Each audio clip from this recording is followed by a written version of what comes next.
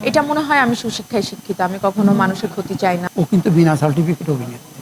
অনেক ফ্যামিলিতে দেখা যায় যে মেয়ে নিজের ক্যারিয়ার নিয়ে নিজের মতো ব্যস্ত, বাবা-মা হয়তো তার সাথেই নেই। ও শাবনূরকে নকল করত। প্রথমে শাবনূরের কে ফলো করত। তো আমার আব্বু বুঝে যে আজকে আমার মেয়ের মন খারাপ বা আজকে একটু আপসেট। ও তো অলরাউন্ডার মেয়ে। নরমালি আমার অ্যাওয়ার্ড প্রোগ্রামে আম্মু সবসময় সাথে বেশি যায়। আব্বু ওইভাবে আব্বু একটু অসুস্থই থাকে। তো দেখা যায় যে অনেক সময় যেতে চায় না। তো আবার আব্বু গেলে হয়তো তখন দেখা যায় আমার ভাইটা যাচ্ছে না। তো ৪ জন একসাথে আমরা লাস্ট মনে হয় ন্যাশনাল অ্যাওয়ার্ড ছাড়া কোনো অ্যাওয়ার্ড প্রোগ্রামে যাওয়া হয়নি।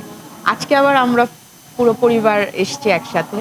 তো এটা যেন সবার আব্বু একা অ্যাওয়ার্ড পাচ্ছে না। আমি, আম্মু, তুর্য আমরা সবাই অ্যাওয়ার্ড পাচ্ছি। তো এইটা আমার জন্য অনেক আনন্দের এবং আমি পুরো আয়োজকের সাথে যারা আয়োজক এবং পুরো প্রোগ্রামটির সাথে যারা সংশ্লিষ্ট আমি সবার প্রতি অনেক কৃতজ্ঞ যে তারা এত সুন্দর একটা আয়োজন করেছেন যেখানে আমরা আমাদের বাবাকে নিয়ে এসেছি, আমরা আমাদের পরিবারের অন্যান্য সদস্যদের নিয়ে এসেছি। এটা একটা অন্যরকম আনন্দের মুহূর্ত। এটা আসলে বলে শেষ করা যাবে না। এইটাই আমি বললাম যে ওইটাই ছিল এবং তারপরের দিনটি আজকে যে আমার আব্বু আজকে সম্মানিত হচ্ছেন। এটা আমার জন্য অনেক বড় পাওয়া।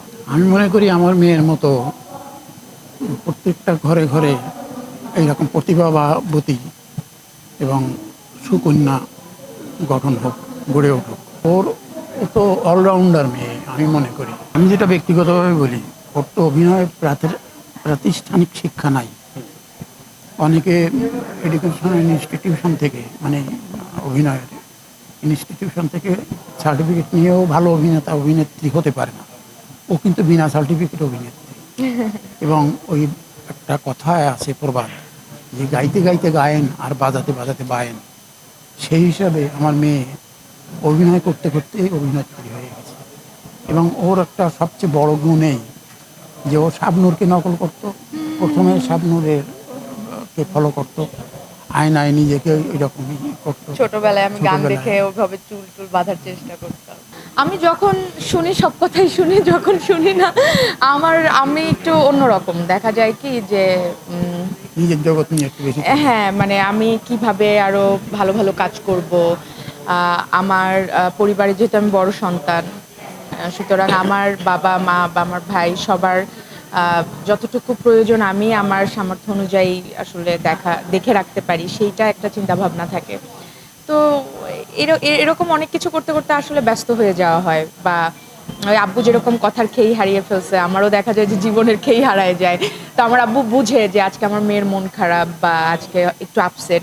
আমার আব্বু আমাকে টেক্সট করে বা ফোন করে যে আজকে একটু তোমার মন খারাপ লাগলো, কি হয়েছে মা বলা যাবে? তাহলে একটু বলো। তো বলা গেলে আমি যদি বুঝি যে সে টেনশন করবে না ওই কথাটা হয়তো শেয়ার করি, যেটা মনে হয় যে এখন তো বয়স হয়েছে, এখন চাই না যে অতিরিক্ত কোনো বিষয় নিয়ে চিন্তা করুক।